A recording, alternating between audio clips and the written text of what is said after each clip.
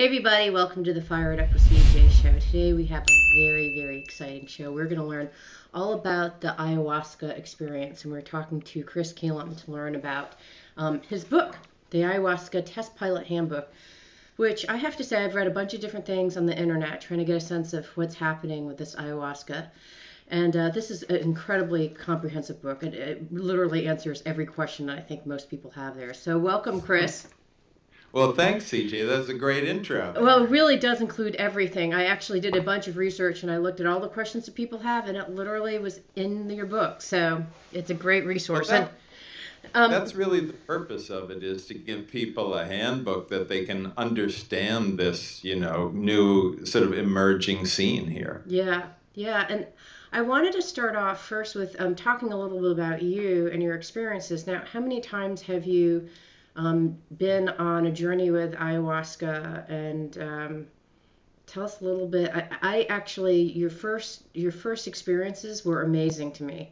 I literally had vivid dreams after reading your first experiences. I'm not joking. It threw me for a loop. But tell me a little bit about your own experience with ayahuasca. Well, okay, I'm happy to do that. And at the risk of being potentially overly thorough, for those people who might not know what ayahuasca is, let me just give a 1 minute brief on that. Mm-hmm. Ayahuasca is a fluid psychedelic potion that is made in the Amazon rainforest. It's been made there for a couple of thousand years that we know of.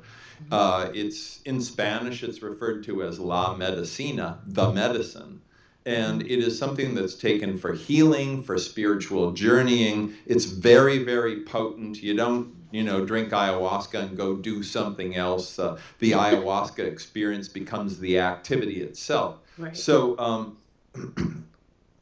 I was first made aware of ayahuasca in the 1970s, but the chance to drink until just about 8 years ago. And since that time, I've drunk about 85 times. I've been in ceremony exclusively in South America. So even though there are many ceremonies that are held in the U.S. and other places, I've chosen to remain, an ayahuasca drinker, or an ayahuasca test pilot, as I like to say, exclusively in South America in the Amazon rainforest. Mm-hmm. And I've had somewhat remarkable healing experiences. I detail my first experiences in the Ayahuasca Test Pilot's Handbook. I had been stricken with grief over the death of my mother, which was a sudden, unexpected death. And after grieving, in my estimation, what was just way too long, I went down to South America on the advice of a friend who gave me some good contact recommendations, and went into ayahuasca ceremonies for 3 nights with two shamans, one named Guillermo Arevalo and the other named Ricardo Amaringo, and had extremely wild experiences. The first night I had a great conversation with my mother, and she told me how very much she loved me. And from that point on, after that brief conversation, the grief was all gone. And the second night, as you know from reading the book, I spent most of the night being pounded with energy by a gigantic psychedelic anaconda that hovered over me for hours. And is that your spirit? Is it anaconda your spirit animal? Well, if it's my spirit animal, or I think it's how the ayahuasca tends to represent itself to me often. Yeah. The anaconda has become somewhat of an ally that appears on occasion in ceremony and infuses me with energy and shows me things that I want to know. So I can say that over the years I've had enormously entertaining, sometimes very out there experiences, visions, healings, realizations, and have been fortunate to take a lot of people to South America to experience the same. Okay, do you want to hear the thing that I tell your first story, which is you've downplayed it, but I retell your story. Probably your nightmare. But what I've told people is that you have these psychedelic visions, and that you were. And what I read subsequently in your book is that it's a cathartic experience, and so tears of healing that you had, kind of Uh-huh. just drenching yourself. Because let me Right. zoom back a little bit, because your intention for the first healing was to, you free yourself of the grief that you had from your mother's sudden death. And so I don't know if tears is always the Right. case, or if that was particularly customized for this visit because it was about grief. No, I think that on many occasions I've had tears streaming down my face in ceremony, but I have not been crying and I've not been the least bit sad. None Yes. of that. I've just had tears flowing like water down my face. Yeah, and what I find fascinating about it is that you said after that point, there wasn't a point where you're continuously grieving after that. It was just, it was done. You cathartically Yeah. released the grief. You had actually, the thing that I tell my friends and they go, oh, afterwards, is one of the things that you describe, which is that you had a conversation with your mother. And the most beautiful thing for me that I went, oh, when I read it, was you said that, I don't know if I can find it, but you said something about how you had a conversation with your mother, and you realized that her gift to you was kindness, or loving kindness, or something like that, and that was Right. the gift of that conversation, which I think Right. is Right. just beautiful. I don't know. Well, Yeah. in ayahuasca, one of the things that happens is that certain rules are kind of suspended because you're not dealing with ordinary reality. You're Mhm. dealing with non-ordinary reality.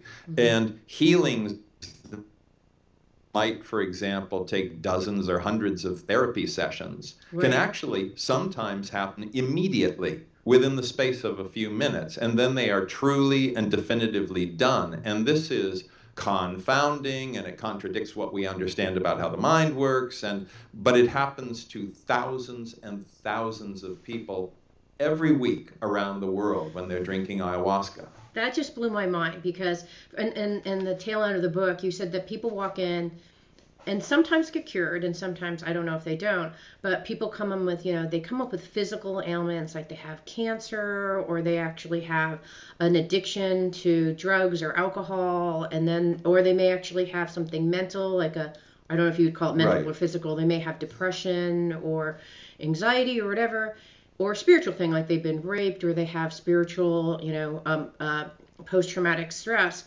and they come Hmm. in and they get healed because it's spiritual, physical, or mental things that ayahuasca can heal, which to me is Right. incredible. I Yeah. oh, but and what I also find That incredible. Yeah, go ahead. That's what makes ayahuasca such a fabulous medicine. No, no, go ahead. Well, I guess After you. what I find fascinating is the fact that so ayahuasca is a plant. So it's made of a leaf. You said there are different concoctions of it. What is it inside of it again? Tell us, the Well, audience. ayahuasca is often the name just used to refer to the vine, which is called the vine of the soul. Hmm.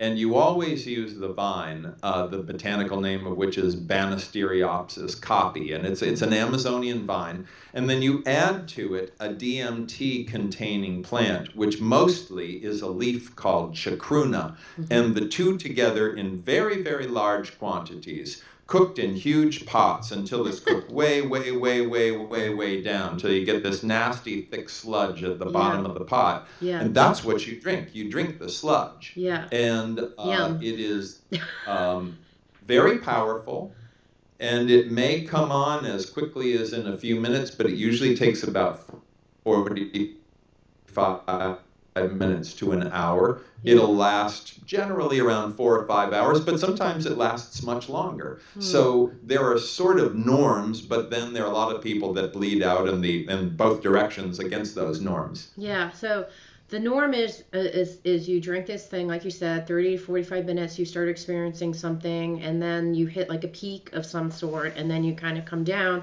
And what I thought was interesting in your book is that the experience happens, like it's lasting. Like you said, there's an integration period for maybe, did I get it right, like a couple weeks maybe afterwards, where you're still kind of integrating and under the effects of the ayahuasca, not in a bad way, right? Like I assume you're not, in a business meeting hallucinating, but I assume that there's some Right. part of you that's changed. Or what is the after part Well, like?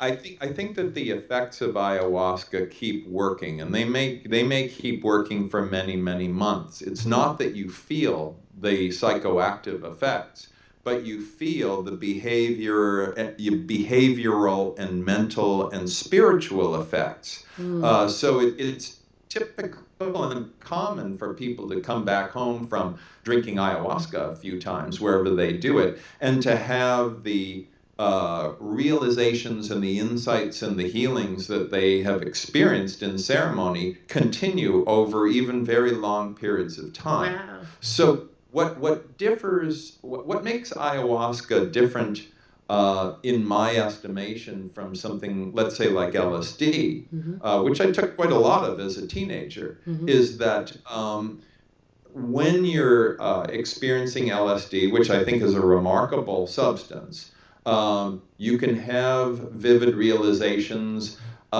Sometimes those realizations don't last. With ayahuasca, Yeah. they almost always do. And Wow. I've seen so many people healed of devastating as well as minor health problems, Mm-hmm. mental, physical, spiritual, emotional, that I understand this to be a great and, in my estimation, incomparable medicine. Yeah. So going back to the earlier question about things like addiction and alcoholism and cancer.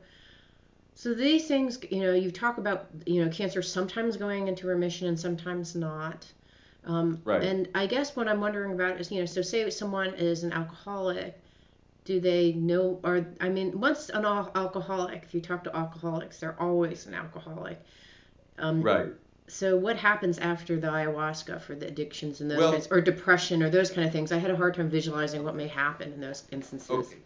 Um, this doesn't happen to everybody. Some people do not get rid of their addictions, but Mm-hmm. many do.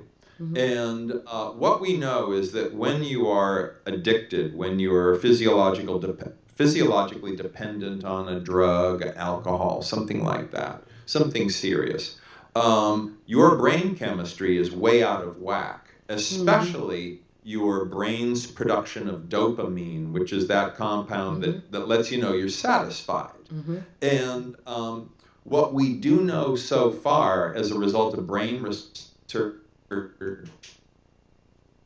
done around ayahuasca is that it resets your dopamine level to a healthy, normal level. So what that effectively means is that the craving that you have from the addiction is kind of swept away. Now, you can put yourself back into circumstances with friends and situations that would encourage you to resume that addictive behavior. But many people walk out of ayahuasca ceremonies free of their addictions without talking therapies. And this, again, is one of the confounding It things that we is. really don't understand. Yeah. Because according to modern psychology, that should not be the case. An No. alcoholic should remain an alcoholic, but many don't.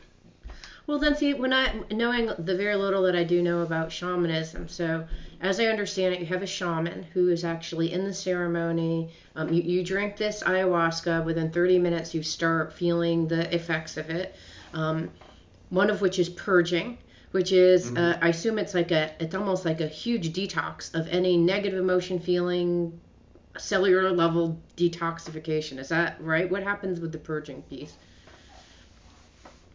Well, I would say that most people at some point in ceremony will throw up the ayahuasca. Mm-hmm. And you haven't eaten since midday, so you're not throwing up food as well, Right. because ayahuasca is drunk at night. But most people do vomit. Some people get diarrhea. Some lucky people get both. Some, nothing happens in Yeah. that regard. The purging may all be emotional, mental, Uh-huh. intellectual purging.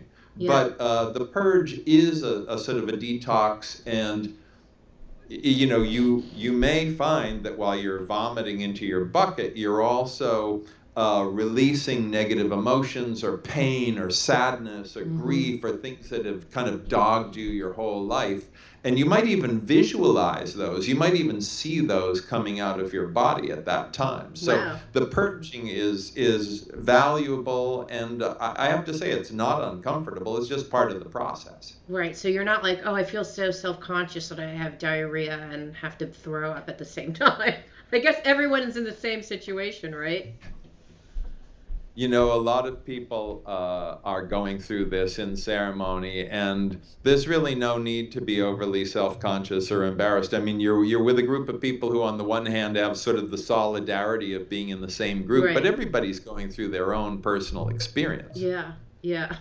I love in the purging chapter how you talk about how when people purge, they go to the toilet and then they get lost into a toilet. Toilet. Oh, yeah. The toilet vortex. Yes, yes. Yeah, if you need to go to the bathroom and you're in an ayahuasca ceremony, my best advice is get in, do your business, and get out. Some people get lost and they have to be retrieved because they get in there, it turns into a psychedelic fun house. All of a sudden, it's a fantasy land that they can't get out of. They're not even sure that they're in a bathroom. They don't know what the toilet is. The sink looks like an alien functioning mechanism. The walls might be breathing. They're going through an infinity tunnel. And, you know, you just have to, like, go to your reptilian brain. Remember that you've been moving your bowels or urinating since you were born. You know how to do this. You get in there, you do what you have to do, you get out, and you get back to the safety of your mat. I just thought Or you are lost. that was the funniest part. Okay, so you're going through this. You have this purging, and actually the shamans are playing music. I don't know how to pronounce it. It's like a caro. How do you say the names They of are the song? they are singing. Okay. Yes. Yeah, And they're singing sacred songs that are referred to as ikaros, and these Ikaros. songs are designed to balance your energy and to help heal you of whatever you're struggling with. Right. So the songs are, as I understand it, in shamanism, they're actually working with their spirit guides and the guides of ayahuasca to pull and have the ayahuasca and all the other spirit guides that they're bringing up help heal you, right? So that's what they're Correct. doing. Well, that's what they're Yes. doing while you're puking and whatever. They're Right. actually trying to hold the space and make sure that they're encouraging the spirits to do their work. They're not actually doing the work, right? It's not like a medical doctor like we Yes. think they come in and are like, like they sit and shoot you. It's not that, right? They're more like the orchestra conductors, okay? Mm, They're keeping the pace and the tone and the tempo and the mood, and they're, keeping a protective space. And when a shaman sings to you, if a shaman sings to you individually, they're concentrating on your energy field, seeing where the imbalances are, and singing to that until there's more of a harmonious alignment. That's the mm, purpose of it. yeah, And you are still left to do the work, right, to follow realizations, insights, thoughts, ideas, emotions, pains, whatever, right. to their origins and go through the resolution of those. But the shamans do work that makes that possible and realizable for you. Yeah. So and it seems like unbelievable, but I can kind of understand how you can get cured of these things because a lot of disease, a lot of physical disease is a result of a spiritual problem, right? So they're working with your spirits and they're actually and their spirit guides and they're trying to balance the whole thing. And then, it seems like if they're working with your spiritual energy should affect your physical energy, right? And then you have this mental stuff that you're purging out and throwing up. I can kind of Well, understand how you yeah, would I would actually maybe actually, walk out. I'd like to suggest that our notions of physical, emotional, spiritual, intellectual, these are entirely artificial designations that, in my opinion, are really meaningless Uh-huh. because they're not divisible. You can't, Hmm. emotions are physical sensations that we also experience with recurring thoughts and ideas. You can't have spiritual realizations or insights without living in a body. Right. I mean, all of this is really one whole. And if we think of these things, if we think of ourselves as divisible into compartments, physical, mental, emotional, then we basically distort our position in life. Right. We imagine something that is artificial. We are one entire whole being, and Yeah. all of the expressions are aspects of one integrated whole self. So if you have a realization in ayahuasca, it may in fact relieve you of this recurring stomach ache, Right. which may also be associated with emotional and mental and spiritual experiences that are all part of this complex mix and never separate one from another. Mm-hmm. Hmm. Okay, so and I believe that it's like the whole idea of yoga is the whole idea that it's yoking, it's all one. And so I have a felt sense of that where I walked Uh-huh. into yoga today and I was in the crappiest mood and I worked myself out of it, and it was Right. from moving my energy. Okay, so we talked a little bit about the benefits, which is that, whatever level you want to call it, and it is all one, there are these benefits.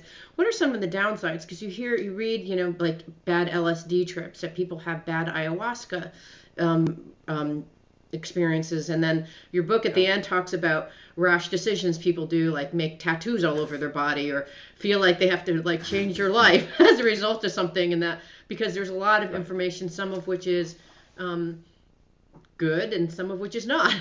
So what are the things, what are some There downsides? is no medicine or therapy or treatment or approach that is right for every person. Mm-hmm. And ayahuasca, as an extremely powerful psychedelic, is not right for everybody.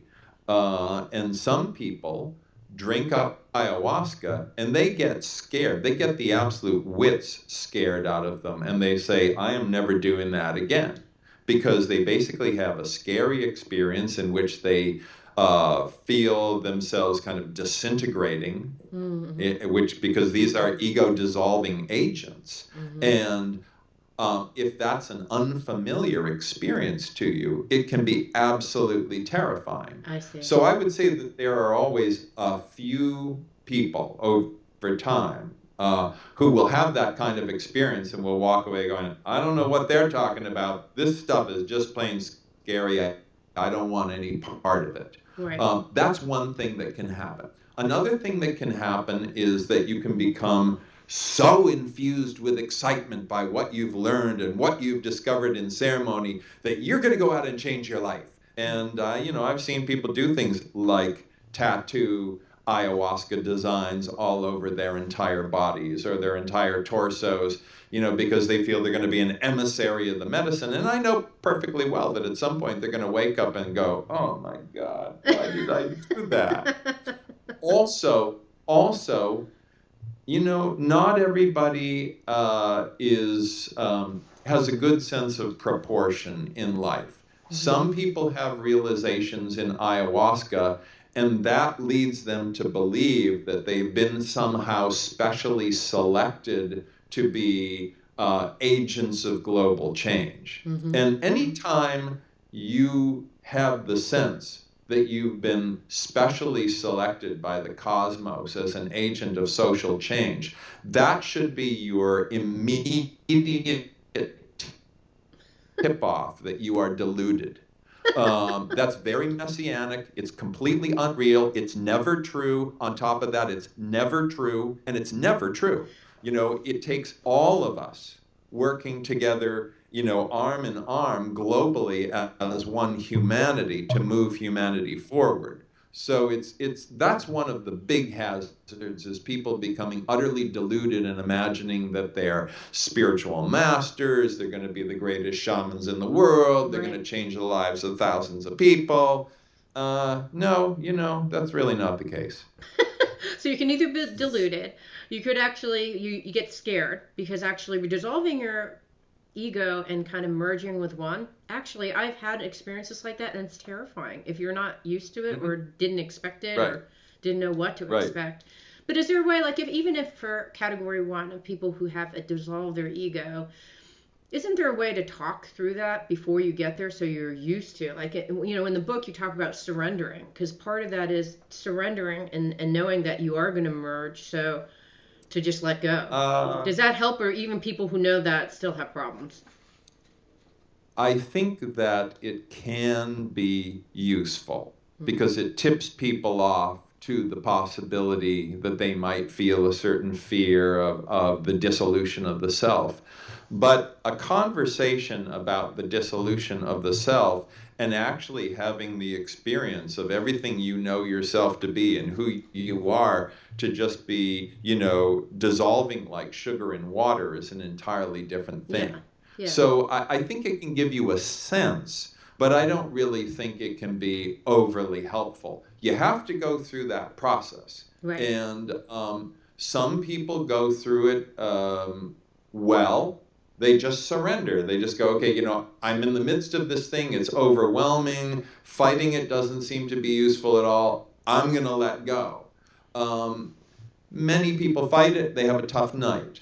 It just depends on who you are. I believe that people who have really good backgrounds in yoga and meditation have an advantage in that they already have learned somewhat to navigate the energetic and spiritual landscape, maybe through meditation and retreats and other things. They've experienced that ego dissolution. And so I think that people who are disciplined in Eastern methods actually come to ayahuasca with, in many cases, a pretty good trick bag of techniques for navigating that space. I think it's a tremendous advantage.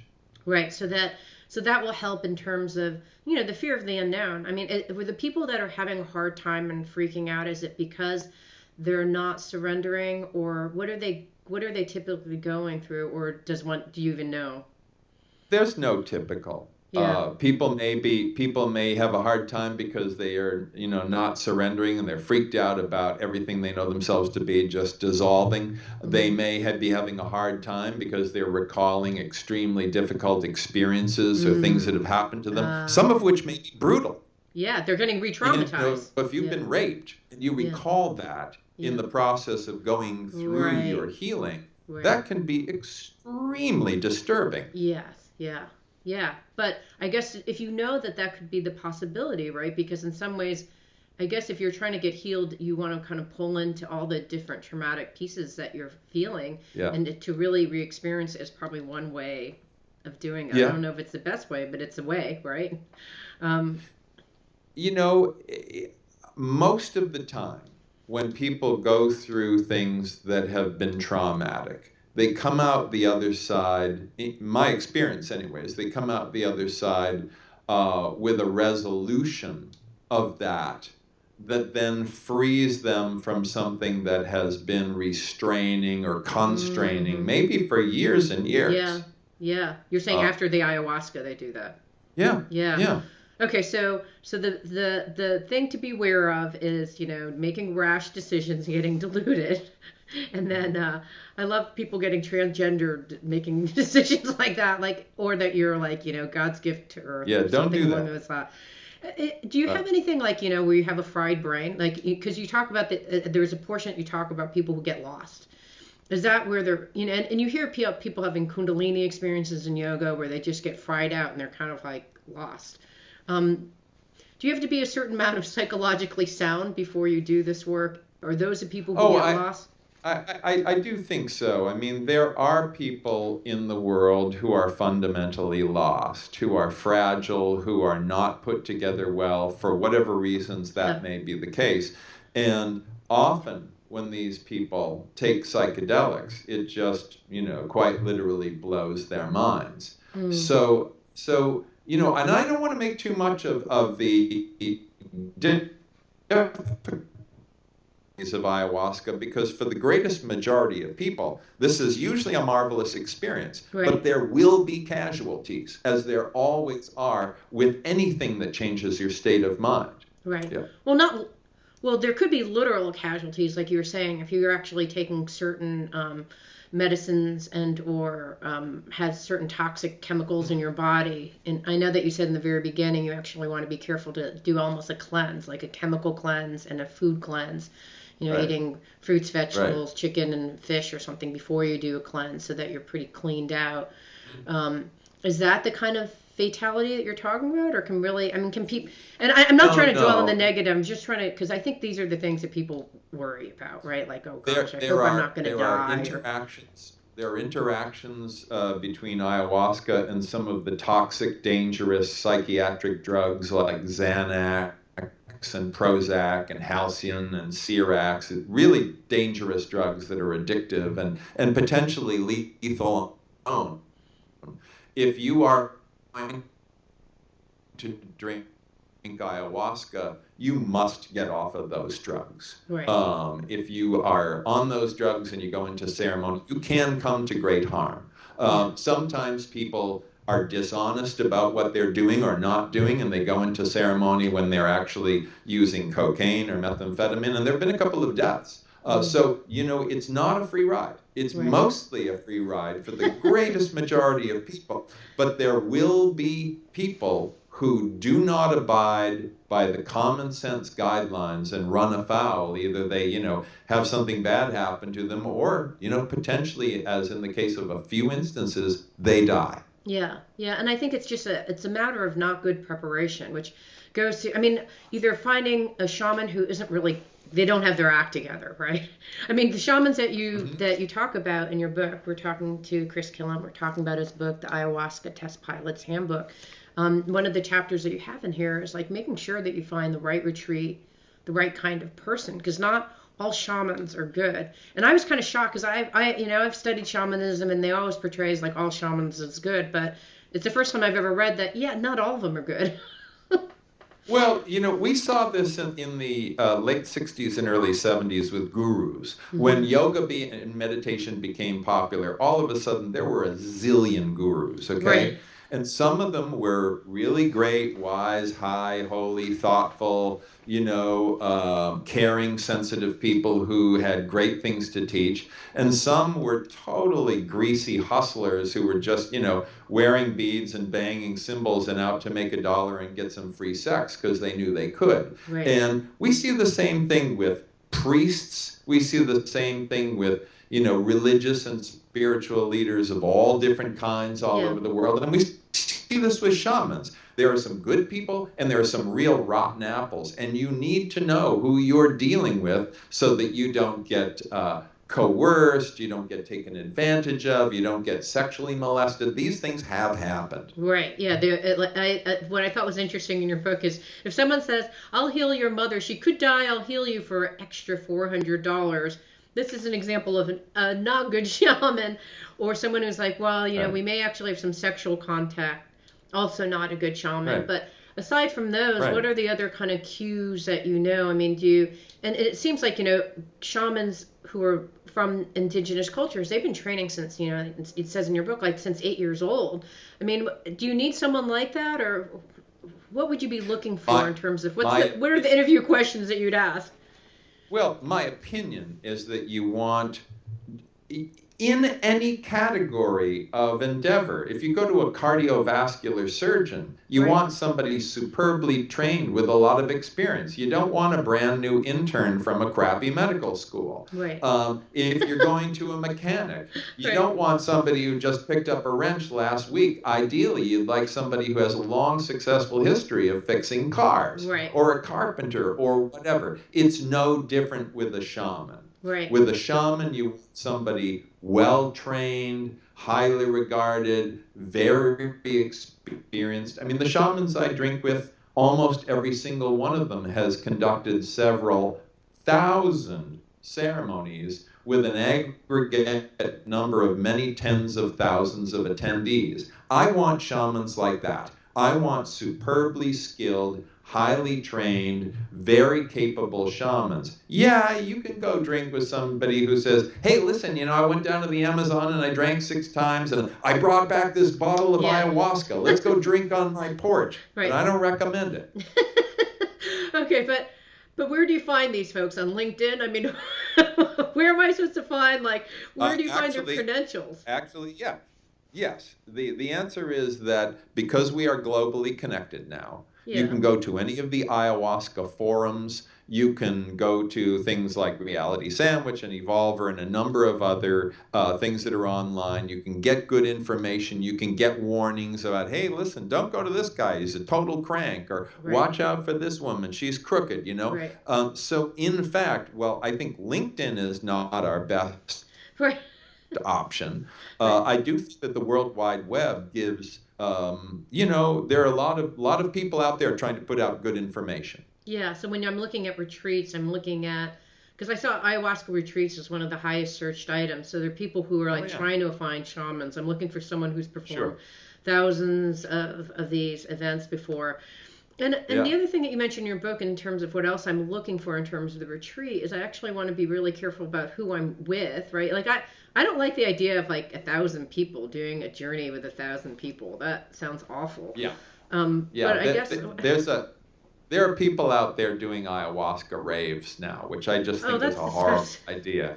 There must be a lot of puking going on out there. I don't even want to know about it, but no, I mean, for example, I am constantly recommending the place that I go to most often, which is Yeah. called Nihui Rao. It's in Peru. Hmm. You're never going to have more than about 20 people in ceremony, and that's actually a very good number. It's Right. enough to have a good amount of energy in the room, but it's not so much that it's an overwhelming crowd. There Yeah. are places that'll pack in 35, 40, 50 people. I'm not interested in that. I don't want a Yeah. subway car full of people.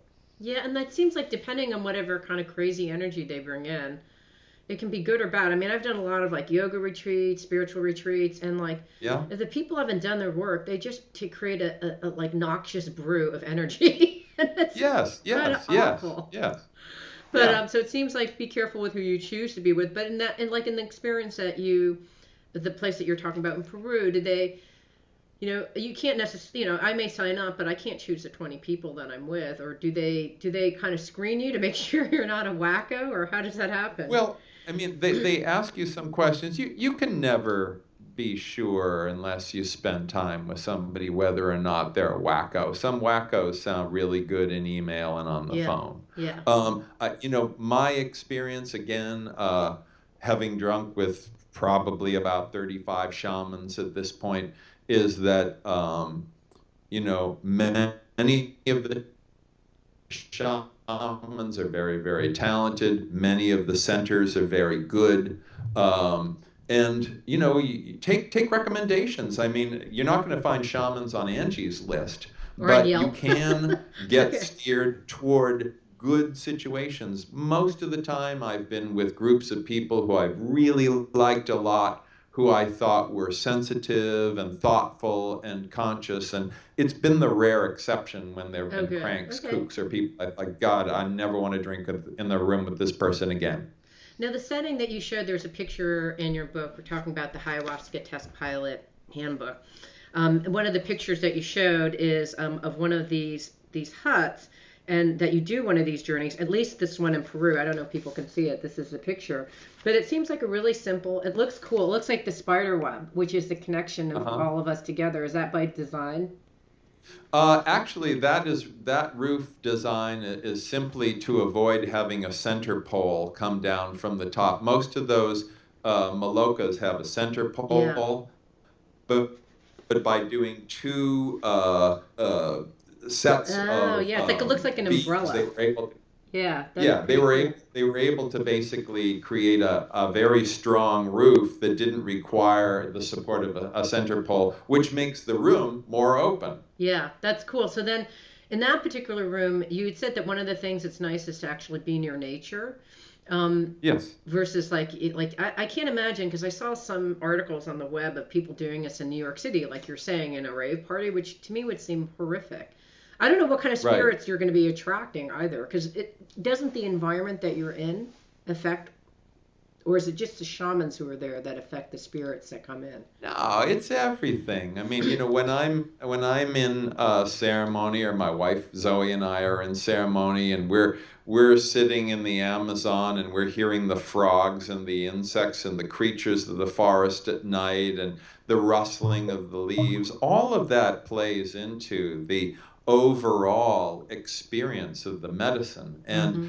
I don't want to drink ayahuasca in a brownstone in Brooklyn. I mean, maybe you're going to have a good experience, but I don't want to do that. I want to Yeah. be in nature. I prefer to be in the Amazon. I prefer the liveliness and the beauty and the grandeur of the rainforest around me. I think it matters greatly. I think that mindset and setting where you're drinking are critically important. Yeah, I think about I think about what you were talking about earlier, like the toilet, getting lost in the toilet. I mean, it seems like, I mean, if I were to get lost any place, I'd rather get lost in the Amazon rainforest than, whatever pizza place in Brooklyn. Like, that sounds horrific. Because I can just imagine your whole journey is like, oh man, I sat on the subway for like an hour, got lost. Yeah, Yeah, I yeah. get it. So I get it. So But that's, we're going to see a lot of variations in this, though. I mean, for example, you have the two big Brazilian ayahuasca-based churches, the hmm Santo Daime and the União de Vegetal. They hmm have very, very big ceremonies, and they hmm hold them in churches all over the world and large halls all over the world. And they do their ceremonies very, very differently than the way I sit in ceremony. hmm And many, many people go to them, and many people get very significant health benefits. So I'm not dissing that, but Yeah. I'm simply saying my choice is to go to nature because I believe there's an extra richness to the experience that Yeah. way. Well, because you're going to incorporate that nature into your journey, I assume, Yeah, those natural yeah, elements. Okay, so let's talk more about what you actually physically see, because I thought what there was interesting in your book, you were talking about how you would be in the hut and you would see something, you would go outside and see something else. This is with your eyes open. It's not, because I wasn't sure if it's like you close your eyes and, you can see all sorts of different things, but you could literally see spirits and energy inside the hut, and then when you walked out, you didn't. What is that? What was that all about? A good shaman will set the energetic space so that it is a contained space, hmm so that it is safe for people, so that it is a good environment for the healing that needs to take place. And I have on many occasions walked out of the Maloka, the ceremonial hut, to go use the toilet. And stepped out into the night and gone and come back, and things looked pretty normal. And then just as I would open the door to the Maloka, I would see all around the room this vivid, multicolored protective grid. And that is Wow. a visual representation of the energetic protective space that the shamans work on establishing. Very cool. So Yeah. and it seems like, so if, as I understand this correctly, the process is you've got to do some preparation, choose the right place, think about the venue that would be best for whatever your intention is and whatever you can afford. Talked about the benefits. I want to talk more about the custom, and because you said that you have an intention going in and everyone has a different experience. Sure. Some which is based on their ability to surrender, which we talked about. Yeah. But what else? I mean, because you've gone on, 90 whatever of these journeys before with lots of different groups. How would you describe what the journeys are, how they vary per person? And I know they vary by person. There, there's no typical. There's no typical. Some people have visions, some people don't. In a room on any night, some people may be going through a devastating crisis. Some people may be just ridden with sadness. Some people may be suffused with total joy and, cosmic realization. It's all happening in the room at the same time. Wow. There's no normal. Some people are having lavish visions. They're seeing jaguars and golden cities and ships of angels, and they're going out into space, or they're being operated on by cosmic ayahuasca surgeons. And other people are sitting there having no visions whatsoever, but maybe they're having deep feelings. So even though I like to share stories of visions because I think sometimes they're entertaining, I would also say that no person contemplating ayahuasca should imagine that they either have to have certain visions or their journey needs to Right. go a certain way. Your journey is going to go according to what you need at that time. Yeah. So even for yourself, you've actually been on different journeys. Like in the ones that you explained, the first one was about relieving the grief of your mom, and the second one was to empower yourself with as much energy as you could. And it Sure. sounded like those experiences were incredibly different because the intention that Yeah. you brought in was different. So I assume that kind of shapes whatever It, you it experience. every night's different. I mean, 3 ceremonies ago, I spent about an hour in surgery with some ayahuasca surgeons who were working on me. I had a couple hours of just horrendous crud, emotional crud from my earliest childhood come up. And then for about an hour and a half or so, I underwent a complete and total spiritual death. That was what happened that night. Right. Nights before and nights after, it was different. It's always different. Okay, so in terms of this medicine, and the trick is to be able to go into the journey.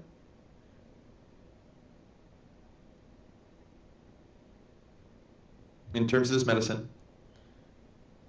You know what? I lost you. I didn't hear anything you just said. You said the trick is, and then I lost everything you said after that. The trick is to be able to ride with whatever is happening. If this is your night to have your chest rip open with a gigantic gushing fire hose of white light and compassion for all humanity, and to be totally drowned in an ocean of cosmic love, go with it. And if this is your night to experience deep traumas from your earliest childhood and things that you suffered that you need to work through so you can be liberated from them, go with it. Whatever it is, go with it, work with the medicine, keep your intent, surrender as much as you can, stay focused, stay clear, be alert, pay attention, and have your journey. Whatever that journey is, every night is a different road. Every road is different. And how often do you recommend? Because you, in your first experience, you went 3 times during a given week. Is there too much? How often? I mean, do you go until you're cured? Like, how does it work? Well, some people have a specific thing in mind. They say, I came back from the Kuwait War. I've had post-traumatic stress ever since then. This is really messing up my life. It hurts my family. It makes me a lousy father. I want to get through that. They go, they drink, however many times they get through that. They say, wow, this has completely changed my life.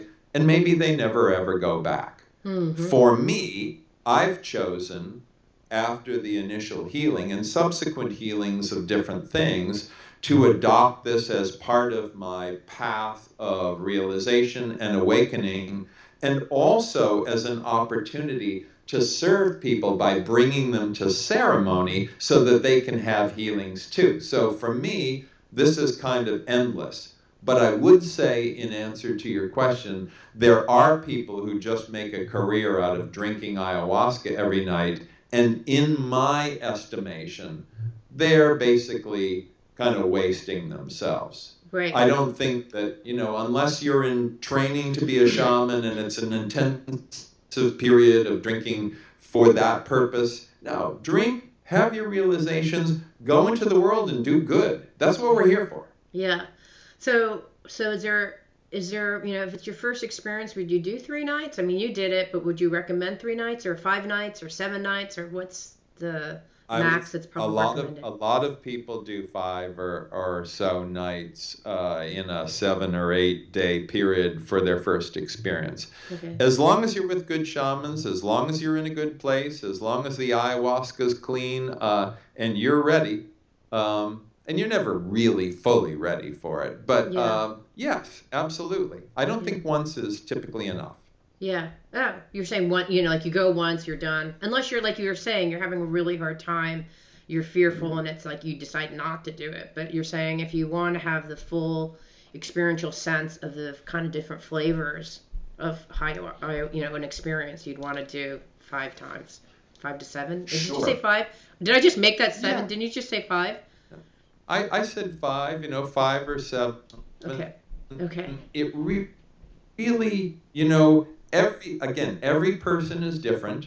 I find a number of times a year I'll go back and I'll drink 1 or 2 nights, or sometimes my wife and I'll go down for a week.